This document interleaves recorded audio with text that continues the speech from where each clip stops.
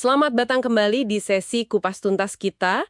Hari ini kita bedah buku The Rules of Management, edisi terbaru oleh Richard Templer. Isinya ini kumpulan aturan tak tertulis yang seringkali jadi kunci sukses seorang manajer, tapi anehnya sering kelewat gitu aja. Oke, misi kita singkat aja nih, menggali beberapa wawasan paling berharga dari buku ini. Fokusnya di pengelolaan tim sama pengelolaan diri kita sendiri sebagai manajer. Banyak aturan di sini mungkin kedengerannya, ya iyalah, udah tahulah. Tapi pertanyaannya, udah beneran kita jalanin belum? Nah, mari kita lihat lebih dalam yuk. Kita mulai dari asumsi dasar dulu deh. Banyak yang ngira kan tugas utama manajer itu yang ngelola orang, titik. Tapi Templer ini langsung nantang pandangan ini di bagian awal, terutama soal tim. Gimana tuh? Iya benar tuh. Yang menarik banget di sini itu, gimana ya pergeseran fokusnya. Peran manajer sejati, kata buku ini, itu ngelola proses sama strategi. Orang-orang di tim kita itu, pada dasarnya, bisa kok ngelola diri sendiri. Asal dikasih kerangka kerja yang jelas, terus dikasih kesempatan juga. Tim itu jadi kayak, kendaraan buat capai tujuan strategis, gitu. Bukan tujuan akhirnya. Ini benar-benar ngubah cara pandang loh. Jadi manajer itu nggak harus ngawasin tiap detail personal terus-terusan. Pernah nggak coba lihat peran Anda dari sudut pandang kayak arsitek sistem gini? Menarik. Jadi lebih ke sistemnya ya. Nah ini nyambung nih kayaknya ke aturan 3. Menetapkan target yang realistis. Maksudnya bukan target yang muluk-muluk, yang cuma buat pamer ke atasan gitu.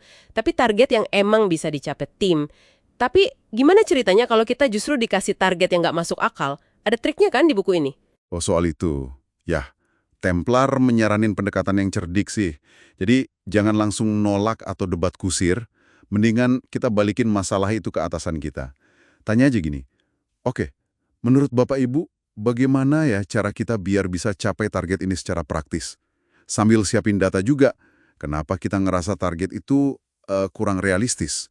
Terus usulin versi target kita yang lebih berpijak pada fakta di lapangan. Intinya sih ngajak mikir bareng, bukan menghindar.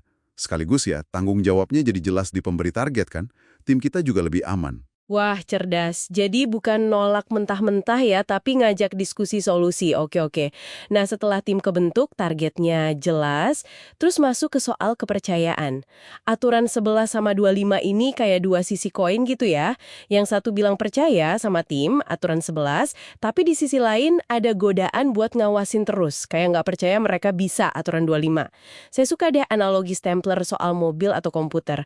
Kita kan percaya aja makanya, walau tahu kadang bisa error atau ngehang. Lucu juga ya analoginya. Persis. Iya benar banget. Kepercayaan itu fondasi mutlak loh. Tanpa itu, delegasi efektif itu cuma mimpi aja. Kita bakal kejebak di micromanagement terus. Capek kan? Nah, dengan bangun kepercayaan, kita bukan cuma memberdayakan tim, tapi juga kita ngebebasin energi mental kita sendiri buat fokus ke hal yang lebih strategis. Gambaran besar, rencana jangka panjang, itu kan tugas utama manajer sebenarnya. Jadi, kepercayaan itu investasi, bukan cuma sekedar sikap baik hati aja gitu. Bener juga. Mengalir dari situ nih, ada aturan yang kedengerannya gimana ya, sulit tapi krusial banget. Aturan 17 dan 18. Aturan 17, ambil semua tanggung jawab kalau gagal. Terus, aturan 18, kasih semua pujian ke tim kalau berhasil. Wah, ini rasanya agak nggak adil gitu ya di awal. Iya sih, secara naluriah mungkin rasanya gitu ya. Kayak, loh, enaknya buat mereka, susahnya buat kita. Tapi coba deh pikirin dampak jangka panjangnya. Pas kita berani pasang badan buat kesalahan tim, atasan kita itu ngelihatnya beda. Mereka lihat, ini calon pemimpin nih, orang yang akuntabel.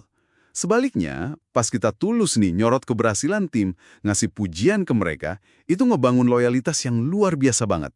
Tim jadi merasa dihargai, termotivasi, dinamika internalnya jadi jauh lebih kuat. Ini mungkin salah satu aturan paling efek buat bangun tim yang solid loh. Oke, jadi dampaknya besar ya. Nah, selain fokus ke tim, Templar juga nekenin banget soal pengelolaan diri. Nah, ini dia nih yang nyambung banget sama fokus kita hari ini. Aturan 43. Ingat tujuan sebenarnya dari upaya Anda, atau remember the object of the exercise. Ini soal tahu apa sih yang sebenarnya kita kerjakan, beda dari sekedar job description formal. Wah, ini poin yang kuat banget sih, benar. Mengetahui tujuan kita yang sesungguhnya. Apa sih inti permainan buat diri kita sendiri? itu ngasih arah dan kekuatan internal. Bahkan, kalau itu rahasia kita sendiri, nggak apa-apa. Ini bikin kita kerja lebih proaktif. Keputusan kita jadi lebih selaras sama tujuan jangka panjang kita. Jadi nggak cuma reaktif ngikutin tuntutan harian atau ekspektasi orang lain aja. Kita jadi kayak punya, kompas internal gitu. Coba deh direndungin, tujuan Anda yang sebenarnya itu udah selaras belum sama apa yang Anda kerjain sehari-hari? Dalam juga ya refleksinya. Jadi kalau dirangkum sedikit nih beberapa intisari penting dari The Rules of Management yang kita bahas tadi. Fokus ke proses dan strategi, bukan cuma orangnya. Terus, tetapkan target yang realistis, komunikasikan dengan cerdas.